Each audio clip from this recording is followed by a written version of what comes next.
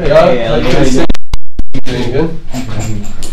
Hello, my name's Elliot. Simran, nice to meet you. Simran, pleased to meet you. So everyone got coffee and drinks and things? Did you want coffee, Elliot? Or you got I would. Aye. So cheers. So how are we looking on the setup, Itamar? Are we perfect so far? Perfect. So let's hope it stays that way. Maybe then, before Itamar starts his presentation, should we go around the room and introduce ourselves for the benefit of everyone else in the room? So I'll start. So my name's Elliot. I'm co-founder and director of MintTwist.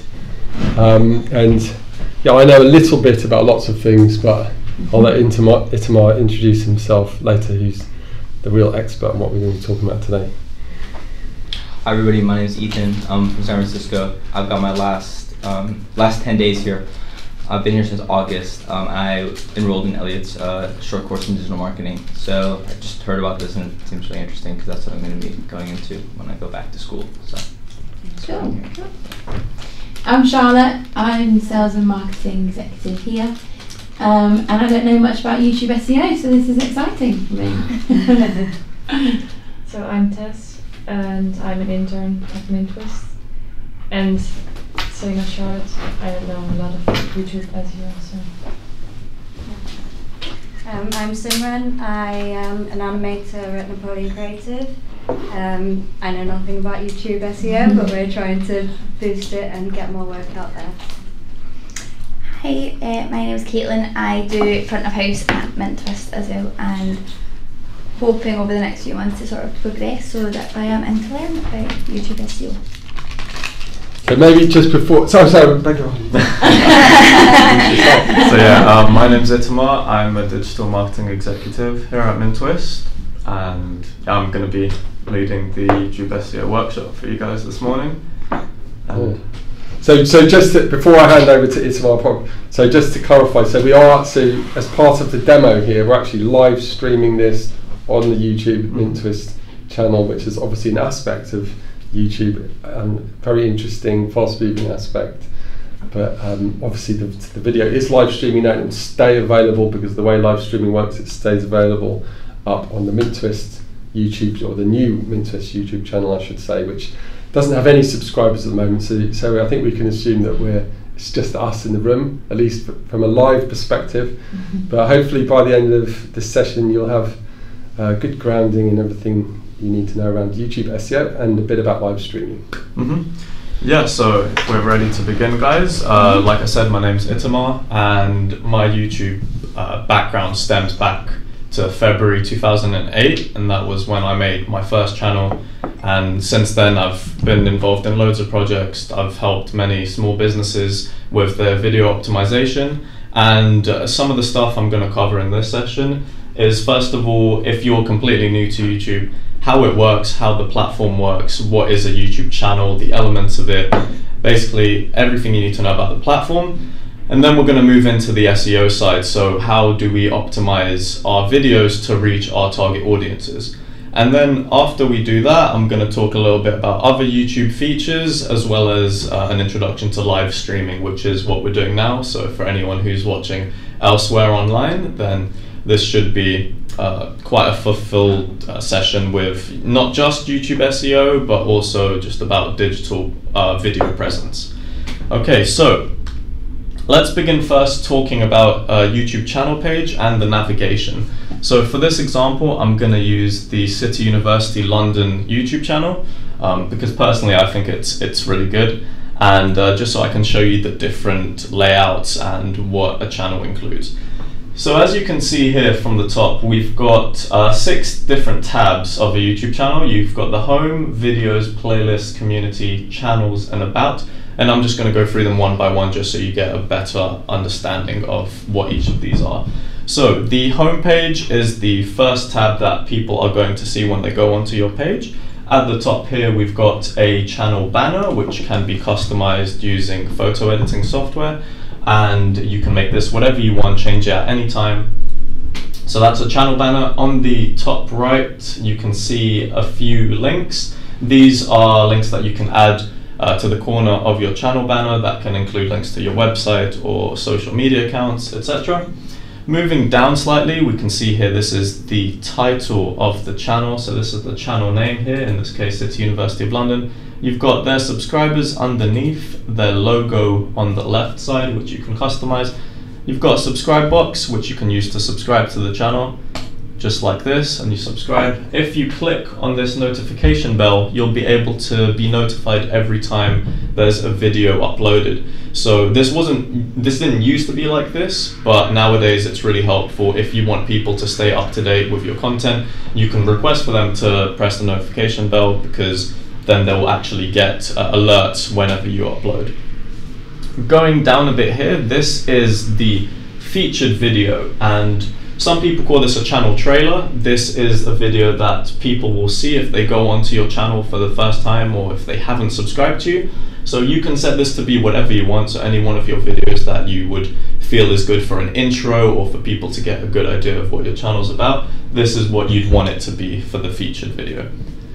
Going down here, we've got a bunch of different horizontal tabs, different rows here. So for example, featured videos, campus tours, undergraduate courses. Now these are all different playlists, which we'll get onto in a moment, but on the homepage you can customize it so you can create as many different rows or columns as you want for people to see certain types of videos. So you can really customize your channel as you want with how you place your videos. So this is the home tab. Let's move on to the videos.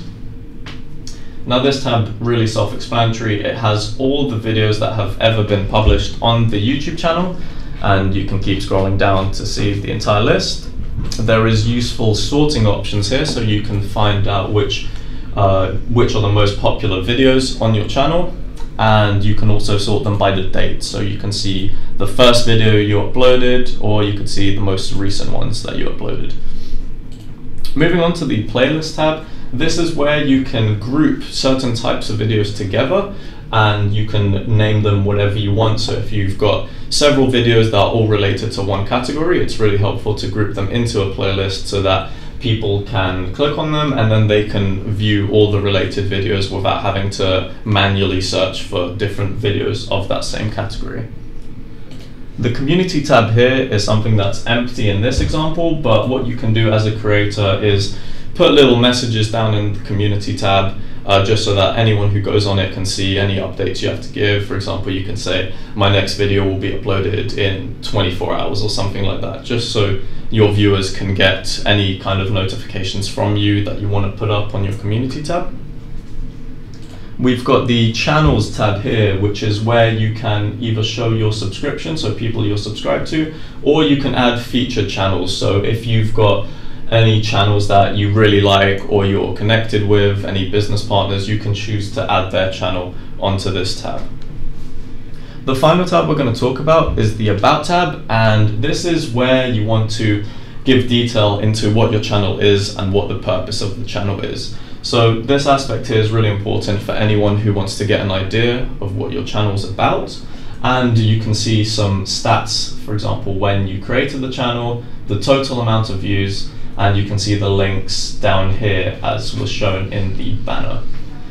So this is basically the entire YouTube channel, kind of the way to navigate it and what each tab does. So let's go back into the presentation and let's get going with YouTube SEO. So the first thing you want to do is you need to establish what and who you're targeting. This is vital because there are so many videos on YouTube, so it's crucial that you're able to target the people you want to see your videos. You also want to know what they're searching for. So it's not enough just to know your target audience. You need to understand what kind of things are they putting into the YouTube search bar that will help them find your content. So you need to know who you're targeting, what they are searching for, and then you have to optimize your channel based on the search intent of your target audience. So those two aspects have to come together, so you know who you're targeting and you know what they're looking for. The first step in doing this is finding out which keywords you want to use when you title your videos or any kind of metadata involved in your videos, because YouTube is the second largest search engine and it does crawl every single video that gets uploaded. So you need to know which keywords you want to do for targeting, and always keep your audience's searches in mind. So when you're making a video, you need to think to yourself, if I was to try and find this video, what would I be putting in the search bar? And this is the kind of thinking that's the first step to getting to know what keywords you want to use. Another tip you can do is, if you're typing just that, say, what are people going to search to find my video? Type it yourself into the YouTube search bar and you will see a list of suggestions that drop down. And in these suggestions, you'll notice that there are different types of keywords. In this example, the general keyword is going to be how to bake a cake. But you can see that further down, you've got more long tail keywords. For example, how to bake a cake for beginners. This is considered a long tail keyword. And when you're trying to optimize your video, especially if you're starting out, it's much easier to be ranking higher for these long tail keywords as it is for just a generic how to bake a cake keyword. And this next thing is going to help you if you're struggling to think of ideas. So this is a free tool by SEO Chat, and it's a keyword suggest tool. And I'm just going to show you when we go here. You've got 4 different options. If you want keyword suggestions for YouTube, remember to deselect the other options and have YouTube in there. And we can just think of a random example. For example, if we want to do short courses, let's say. If we type this in here, it's gonna give the relevant suggestions for keywords that you can use based on what people are actually searching on YouTube. So it's going to give you the first set of results here, which are going to be the most relevant ones. And then as you go down, it will actually give you more long tail keywords from alphabetical order. So you can see short courses A, so it will give you all the long tail keywords beginning with A after the main keyword, B, C, etc., etc. So this keyword suggest tool is really useful if you need some more help trying to think of which keywords you want to use to target.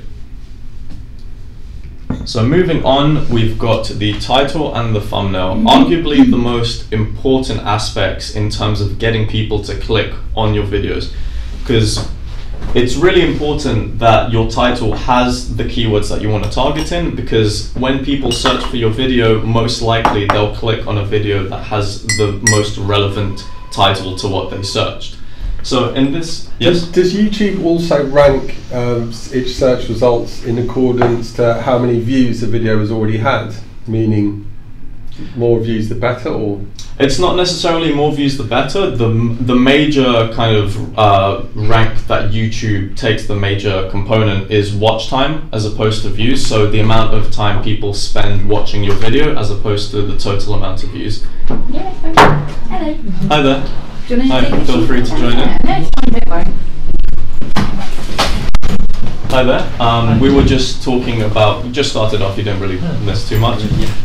So we're on title and thumbnail optimization, and to answer your question, Elliot, the main component they want to look out for is watch time, which is, if I'm watching a video that's 5 minutes long, if I'm watching the entire 5 minutes of it, then YouTube knows that this video is relevant and it's helpful for people, therefore they're going to boost it up. So it's not always the amount of views that a video has will make it rank higher. But your title and your thumbnail, your title has to include your keywords that you're targeting in it, because when people search it up, they will most likely click on the most relevant title. You want to make sure it's consistent. You want all your titles to look professional, so ensuring that there's correct capitalization. And in this example here, you can see that this video is split up into 2 main keywords. So you've got City University of London being one keyword and campus tour being the other one. So if this video is properly optimized, then people searching for campus tour should be able to find this result high up in search. You want your thumbnails to be eye-catching and consistent. Now, YouTube won't be able to crawl your thumbnails to be able to know how much optimization you can have in them per se. The only suggestion I have for you is when you upload your thumbnail, make sure it does contain the keyword that you want to use for that video. So that is something that will be crawled. So instead of uploading your thumbnail and calling it thumbnail123.png, call it something like campus tour city.png, right?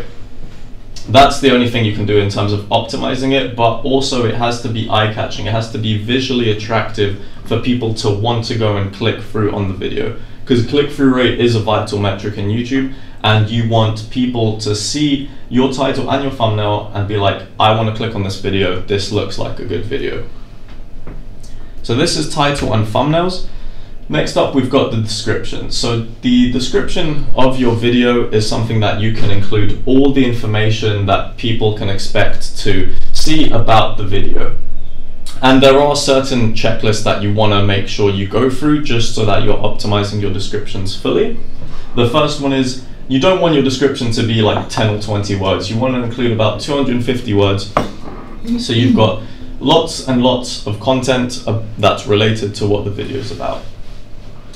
You want your main keywords to be included around 4 times in the description, and include them once within the first 25 words, because the way that the description's crawled, the most important bits are going to be at the beginning of the description. So this is where you want to include your main keyword. Also, this is quite new to YouTube, is using hashtags. So if you don't know, you can see down below here, for this video, top 10 best universities in the world, there are 3 hashtags that appear above the title of it. Now what you can do is, in the description of your video, you can include a maximum of 15 hashtags, because if you go more than that, YouTube will consider it spammy, so 15 is the max you can go. But the first 3 hashtags that you use in the description are the ones that are going to appear above the title. So hashtags, new feature, can also help with optimizing. For example, if I typed in hashtag university rankings, most likely this video will come up as one of the top ones. Next, we go into tags. And whilst tags, you can't see them on the video page, they are useful just as another way to help make sure that YouTube understands how relevant your video is to what you're targeting. This tool, called Tags Finder Tool, is a tool which you can put any YouTube video in, and it will show you all the tags that they've used. You want the tags to contain your main and related keywords. You can also use this trick, actually, is to use your competitors as a tag.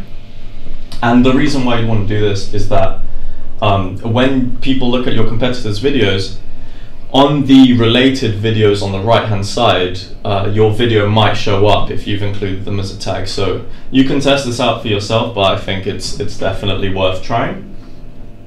And I'm going to show you this tool just to see what competitors are using for their tags. So if we go into here and type in, for example, let's type in YouTube SEO, and let's click on the first organic result. We copy the link address on this tool, paste it, and it will find the tags for you. So this result here is all the tags that this person has put into their videos. And what you want to use this tool for really is whatever video you're trying to make, search up related videos, see what their tags are, and then that will give you a better understanding of how to set up the tags for that specific video.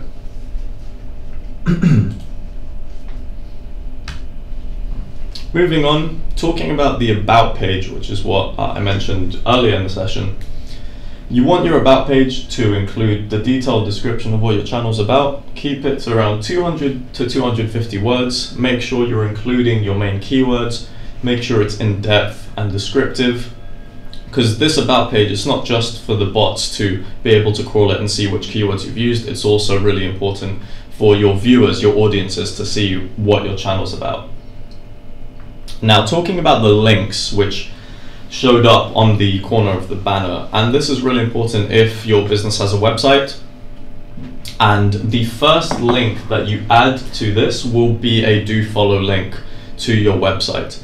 So only the first link that you have, which in this case city.acu.uk, will be a do follow link. The rest won't be. And this is the one out of 2 ways to get do follow links from YouTube.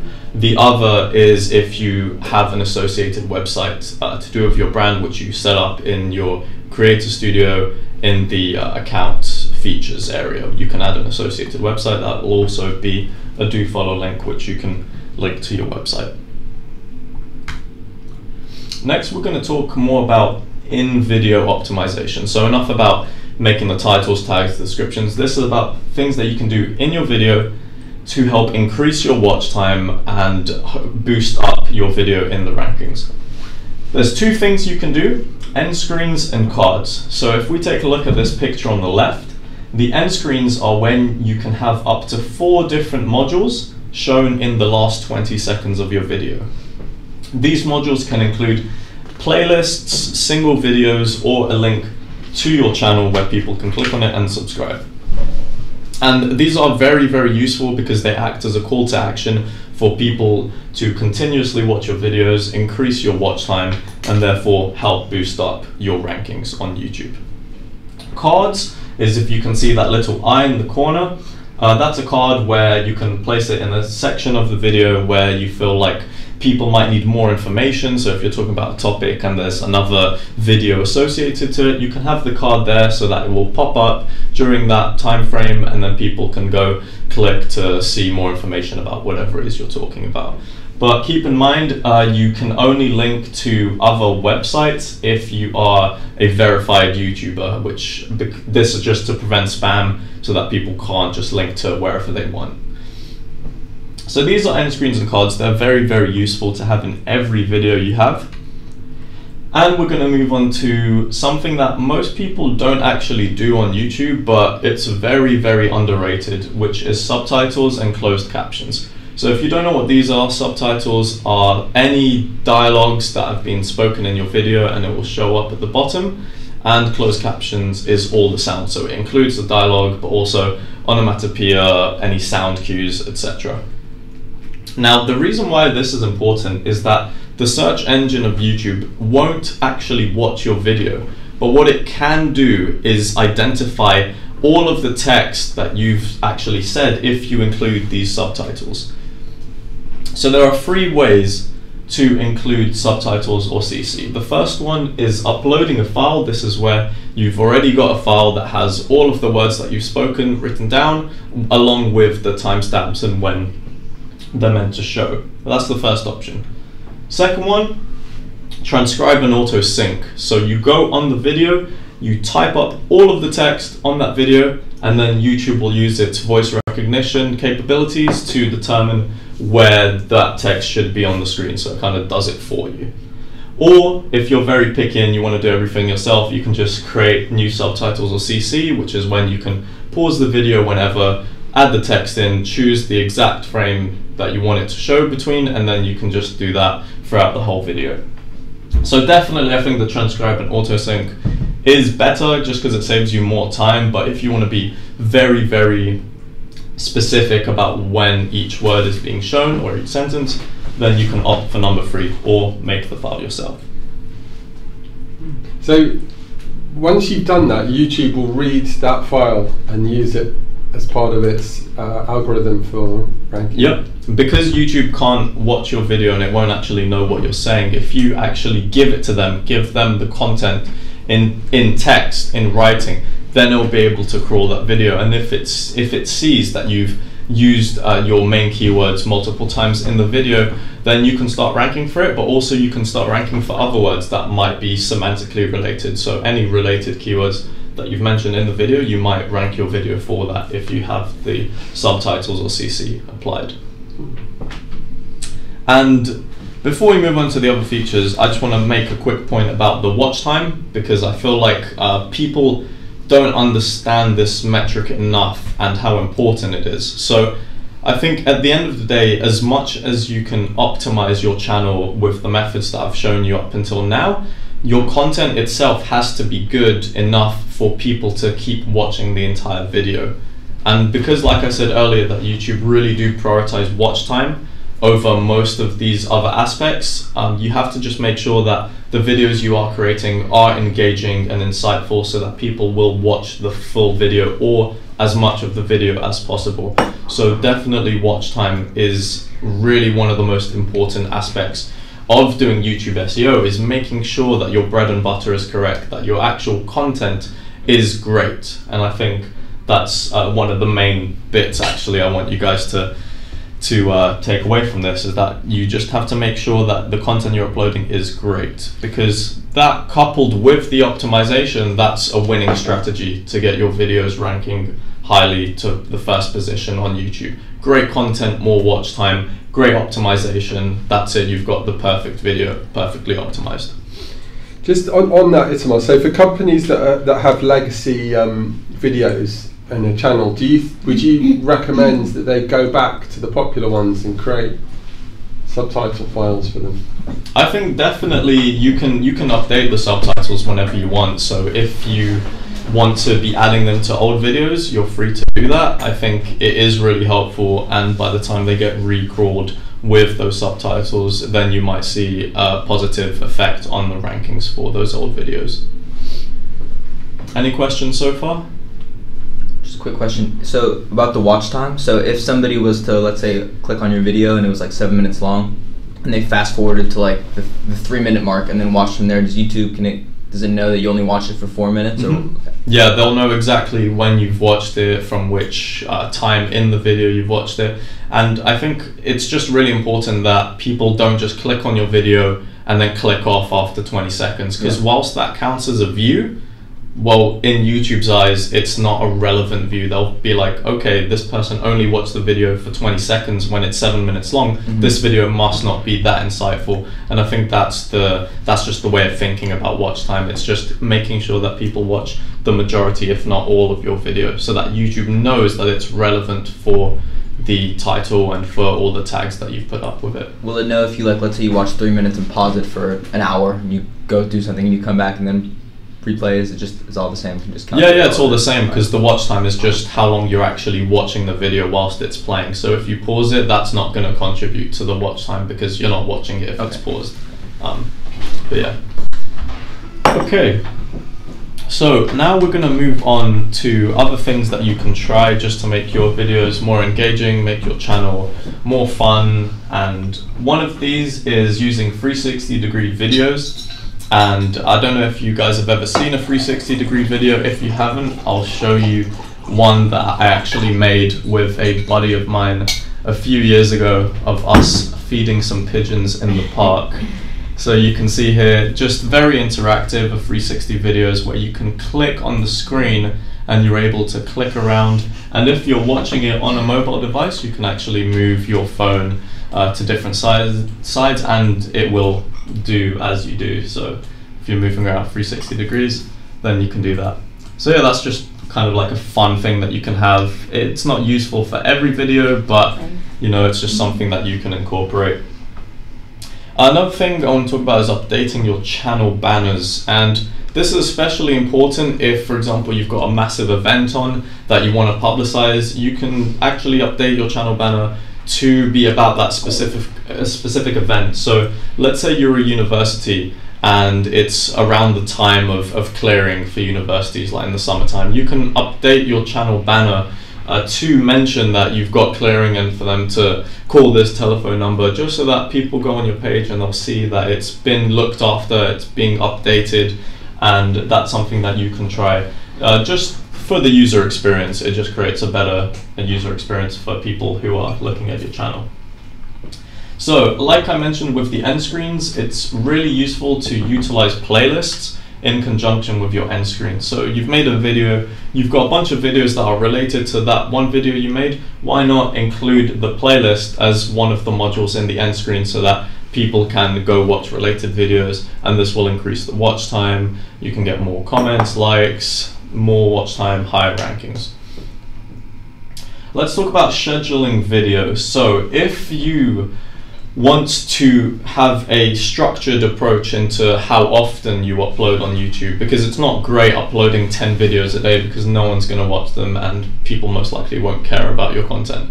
So whenever you upload a video, you can schedule it to whatever date and time you want, This is also useful if you pair it with the YouTube analytics on your YouTube channel. You can actually see the times when people are viewing your videos the most, as well as other things such as like the demographics, the locations, etc. But you can actually find out when people are watching your videos and then schedule all of your videos to those times, because you know from historic data that those are the times when people are watching them the most. So that is something that you can check with your own YouTube channel, your own analytics. Also about the notification bell that I mentioned at the beginning, just asking your subscribers at the end of the video to, use a call to action, subscribe to the channel, don't forget to turn on the notification bell, just so that people will be notified and alerted when you upload. Because if they don't do this, the only time they'll know you've uploaded is if they go on the YouTube homepage and actually see that you've put up another video up. And it's always preferable that they get some kind of alert, because that can help increase the click-through rate and more likely, chance that they'll actually watch the video. Some other features about YouTube that's not really specific to YouTube SEO, but something that you might want to know about. So YouTube Premium is a subscription-based offering that YouTube has. And what it lets you do is see ad-free videos and any original YouTube videos or music premium that YouTube offer as well. And I'm not like endorsing this, but this is just another feature that they have, and I haven't tried it myself, but some content creators do get asked to make videos strictly for YouTube originals. So this is something that you can get if you want. It used to be called YouTube Red. Do you think YouTube's plan is to start trying to compete directly with Netflix? I would say so, yeah. So the all originals, the content specific types of content you can only see on YouTube, as well that it's ad free. I think that's one of their major USPs, because we all know that YouTube do put quite a few ads in, and the content creators can choose to put like unskippable ads, and that can get annoying for a lot of people. So this is one of their main USPs, definitely the original content, them trying to compete with Netflix, with all the other kind of unique content providers that you can only get on subscription.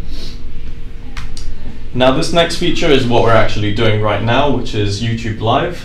This is where you can live stream your content. The content that you live stream is going to be saved onto your uploads, and you can see this on the YouTube homepage, and on the videos you click it and you can see live streams. And the cool thing about live streams is that the views are totaled. So the amount of people who are, let's say, watching this live stream now, and anyone after who watches it once it's finished, those views do get totaled, and it can help kind of like inflate the views as such, and it just looks nice. But I think that's something to keep in mind when you want to live stream on YouTube. And also that YouTube boosts the videos that are being live streams on the rankings and the homepage. So YouTube, if you guys don't know, they're really trying to compete with other live streaming platforms like Facebook and Twitch, and this is why they're encouraging people to live stream. So they're boosting live videos on the homepage. So on the homepage of YouTube, there's a tab on the left hand side that actually says live, and you can see all the live videos that are being shown there. So that's benefits of YouTube Live. Also, the last thing I want to show you guys is just an introduction into live streaming, because this is what we're doing now. This might be something that you want to do in the near future, or for anyone watching at home who has wanted to experiment with live streaming. Let's just show you how we do it, just very simply. So we're going to use a program called OBS, which stands for Open Broadcasting Software, and this is this program here. And what we can see is that we've got different scenes and different sources. So the scene for this live stream is called Webinar, which you can create as many different scenes as you want and name them whatever you want. And then within the scene, we've got different sources. So for our configuration of this live stream, we've got three main components. We've got the screen capture, the microphone input, and the camera of the iPhone recording on the input. So it is very simple. You can just add different displays through here. You've got a bunch of options, including display captures, audio input, which is what we did for this mic, and you can do window capture, different media sources. There's a bunch of different things you can do with this tool, and it's free. So if you want to experiment this for yourself, definitely download OBS, a free program. And then all you need really to record is you need the API key, which you get, for example, if you want to stream on YouTube, you go onto the YouTube's live streaming options. It will give you your own stream key, an API, which you then go into the settings on OBS and go into the stream tab, and then this is where you want to put the key, and then that way it will live stream onto the YouTube platform. But when you do this, make sure that you don't share your stream key, otherwise anyone can live stream their content onto your channel, which you don't want to do. So this software is essentially taking in a bunch of visual inputs. Mm-hmm. So one of which, in terms of what we're doing here, one of which is this camera, and the other of which is the presentation window on your laptop. Yeah, we've got the free inputs we have is the iPhone camera, the mic here, this conference mic to record, and we've got the screen. But you can actually choose specific windows that you want. So if you only want to stream one kind of window, say you want it to be a Google Chrome session, you can only choose for it to be streaming that. And there's a lot of things that you can do with live streaming, and since more and more platforms really do want to go into live streaming, they want their creators to start live streaming, then it's definitely something that's going to be up and coming. Even now, I think loads of people are starting to do this, especially on Facebook, because they wanted to start with this. And yeah, any questions from you guys? Do you think there is a certain amount of videos that you should be posting each week or each month, or that it can become overwhelming or not enough? I think it's always great when you start off a channel is to have an idea of, firstly, the type of content you produce, but also how often you want to produce your content. Because for some people upload daily. There are some content creators that upload daily. Their subscribers expect them to upload daily, and this is the kind of offering that they get from that creator. So I think you have to really make it clear to your audience, not just about the types of videos you're putting up, but also how often you put them out. So if, for example, I'm making content on cooking, I might have a weekly video that I put up, but also I want to just make that clear in the video, and you tell people it's like, stay tuned for next week's video. But as a rule of thumb, it really is hard to make a rule of thumb. I just say don't upload more than 2 or 3 videos a day, just because there are so many videos on YouTube that people might just think that your page looks quite spammy if you have loads of videos uploaded every day. That's the only kind of suggestion I would have, but it's all down to the content you're putting up.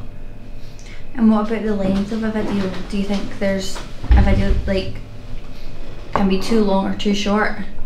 Yeah, definitely. I think your videos really shouldn't be under 1 minute long, because that's the kind of stuff that people will search on Google. If they wanted a video that's under 1 minute long, they just type in on Google and find the answer of what they want. I think anywhere between 3 to 6 minutes is a good time. Some people, especially people who monetize their videos and try and get money out of them, make their videos at least 10 minutes long, because the ad revenue gets a lot higher once your videos are at least 10 minutes. So you might see that sometimes make different gaming videos, etc. But I think 3 to 6 minute videos are fine. I think it's a good time to get most, if not all, of the content that you're trying to produce, but it really does depend on the video that you're making, because if you have a song, you can't you can't make it 1 minute, and maybe if it's a long song you can't cut it down. So it really does depend on the type of content that you have. Cool. Any other questions, guys? Because I just mix first part of the presentation, and I'm just wondering that, for example, every time I search a video in the YouTube, is that the screenshot of each video works on the SEO, or the search engine cannot recognize the screenshot of the video, because we can just choose what picture we show for the video. Yes. Do you understand what I mean? Are you asking about the thumbnail? So the thumbnail, the picture of each video. So Yeah, I think so. Yeah. And you want to know if that has an impact on the SEO? I think the only SEO impact, in case you missed it, is if you, when it comes to uploading the thumbnail, if, for example, your video is called "How to Bake a Cake," right? Yeah. Your thumbnail, the image itself, you can call that howtobakecake.png, and then at least you're incorporating something.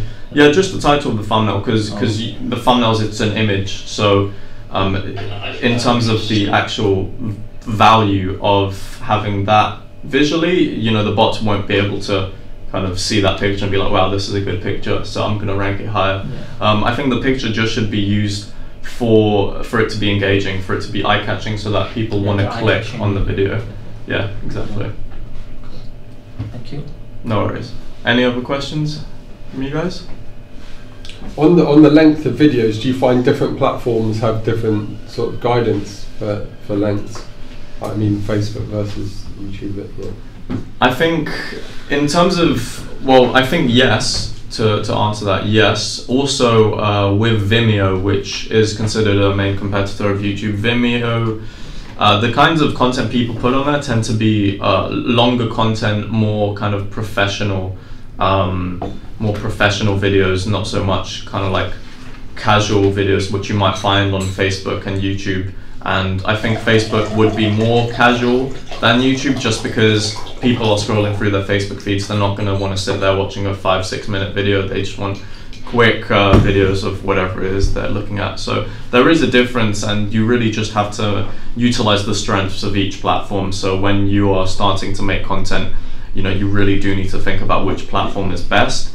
And just because of my experience with YouTube, I've always found that YouTube is a great way, no matter how long your videos are. It's just a great tool of people being able to always find your videos and your content. And it's also a really fun platform. There's a lot that you can do on it, more than you can do on things like Facebook and Vimeo. In terms of the advertisements on the YouTube video, so like if I had just created a YouTube channel and I've got like 10 subscribers, is there a way to like if I wanted to like try and monetize that channel, even though I barely have any subscribers, like do I get to select, like you mentioned sometimes YouTube users can, or like the people who own the channels can they'll select if it's like a skippable ad, or if it's one that you have to watch. So do you get to decide that as the owner of the channel, or does YouTube kind of just like? Yeah, I think you do get control of the types of ads that show up, so you can tell YouTube that you just want it to be skippable ads, or you can choose it to be unskippable. That's your choice. But if you are a small channel, I think you got to really focus first on the content you're making and the optimization of it, and then later on down the line you can focus on monetization, because YouTube do restrict to be eligible for monetization. They will want you to have a certain amount of views, watch time hours in the last 12 months and things like that. So as a small channel, definitely if you start focusing on the optimization and the content first, then the monetization. But once you do get to that stage, you do have control of the types of ads that will appear. Not necessarily the actual ad itself, but just the type of ad. So will it run through as like halfway through the video? Will it be unskippable, etc.? Because that was the next part of my question. Like if you have a YouTube series based on like just fitness, for example, like working out, is there a way to kind of have the ads that are shown on your page like a little more relevant to the channel? So like it's not like a random like ad for like, I don't know, like a bank or something like that. Maybe it'd be an ad for like Nike or something of that nature, or is it just up to YouTube what ads they're? I think because YouTube is owned by Google, and Google will use their kind of paid ads as a way to show the ads. I think it's on Google's part to show the most relevant ads to that video, so you don't actually get to say which ad you want to be shown. Okay. Google just uses its own algorithms to determine the most relevant type of ad for that content. Cool. Any other questions from you guys about YouTube now, or shall we? Yeah. Shall we wrap things up, Elliot? Yeah, I think. Look, thanks very much for the session. It was really useful.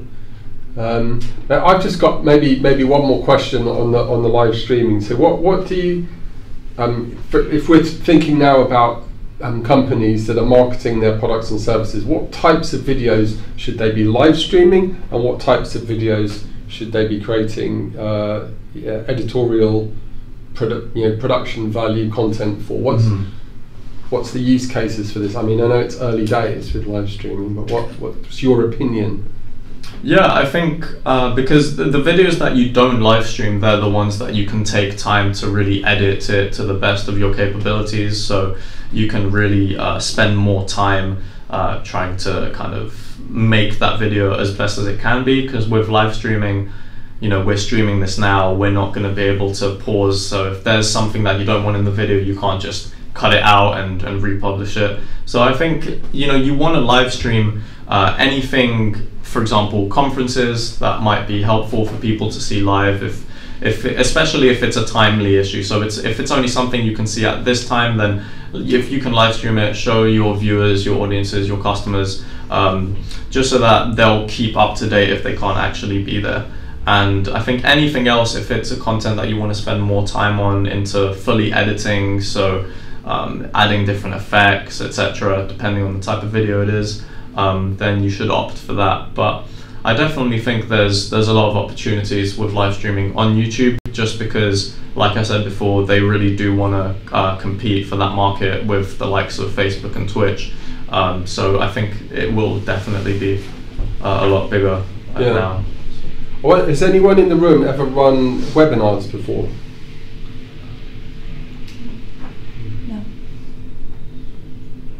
Maybe the question then is to you, Itamar. So what is the difference, in your opinion, between, for a business marketing itself, to running a webinar versus running a live stream?